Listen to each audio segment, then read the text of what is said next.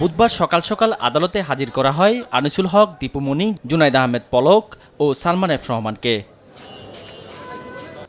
বৈষম্য বিরোধী ছাত্র আন্দোলনে নিহত হাফিজুল শিকদারের বাবার রাজধানীর বাড্ডা থানায় দায়ের করা হত্যা মামলায় তাদেরকে গ্রেফতার দেখিয়েছেন আদালত।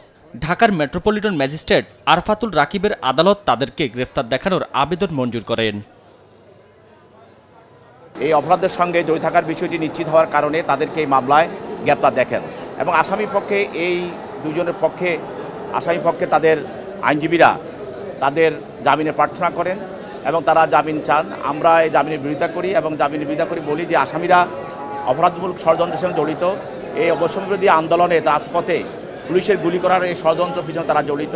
সেই জন্য আসামিরা বাইর হলে দেশে বিশৃঙ্খলা সৃষ্টি হবে এবং পেশিবাদে যারা লুকিয়ে আছে তাদের সহযোগী তাদের সঙ্গে হাত মিলিয়ে দেশে অশান্তি সৃষ্টি করবে। তাদের এই পর্যায়ে তাদেরকে জামিন দেওয়া সমীচীন হবে না বিধায় আমরা নিবেদন করি তাদেরকে জেল হাজতে পাঠানো হোক।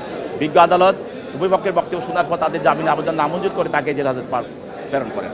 একই মামলায় গ্রেফতার দেখানো হয় ৭১ টিভির সিইও মোজাম্মেল বাবুকে। এদিন আদালতে হাজির করা হয় বাংলাদেশের ওয়ার্কার্স পার্টির সভাপতি রাশেদ খান মেননকে। শাহবাগ থানার হত্যা মামলায় রিমান্ড শেষে কারাগারে পাঠানো হয় তাকে।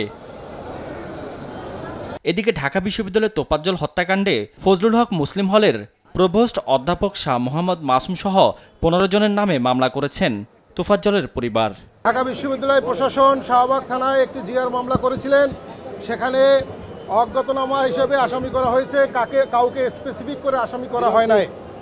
তো আমরা শুধু নয়, সারা পৃথিবী এবং সবাই দেখেছে যে এই তোফাজ্জল হত্যাকাণ্ডের সাথে কারা জড়িত। একদম স্পেসিফিক করে করে ভিডিওতে দেখা গেছে কারা আঘাত করে মেরেছে। এত কিছু দেখার পরেও, এত স্পেসিফিক থাকার পরেও ঢাকা বিশ্ববিদ্যালয়ের প্রশাসন তারা অজ্ঞাতনামা হিসাবে আসামি করায়, মামলা করায়। আমরা তাদের এই মামলা নিয়ে সন্দিহান এবং এখানে তোফাজ্জল হত্যার ন্যায় বিচার আমরা পাবো কিনা সেটা সন্দিহান। একটা মানুষকে ৪টা ঘন্টা সাপের মতো পিটাই মারা, এটা কোনো মানুষ করতে পারে না। জানি না যে ওনাদের আসলে কোন মায়ের পেটে জন্ম হয়েছে যে এরকমের হিংস্র হইতে পারে একটা মানুষের সাথে, তাও একটা মানসিক ভারসাম্যহীন মানুষের সাথে। এই জন্যই হলো আমি এখানে আসা। আর আমি চাই যে ন্যায় বিচার হোক এবং কঠিন থেকে কঠিনতম শাস্তি হোক। আর এই শাস্তি দেখে যেন আর কারো তোফাজ্জলের মৃত্যু যেন না হয় ভবিষ্যতে। আর নিরপরাধ মানুষ যেন কেউ ফাঁসে না, আবার অপরাধী যেন কেউ মুক্তি পায় না, রেহাই যেন না পায়, এটাই আমার চাওয়া। তোফাজ্জল হত্যায় গ্রেফতার ৬ শিক্ষার্থী বর্তমানে কারাগারে আছেন। শাহাদাত নিশাদ, দেশ টিভি, ঢাকা।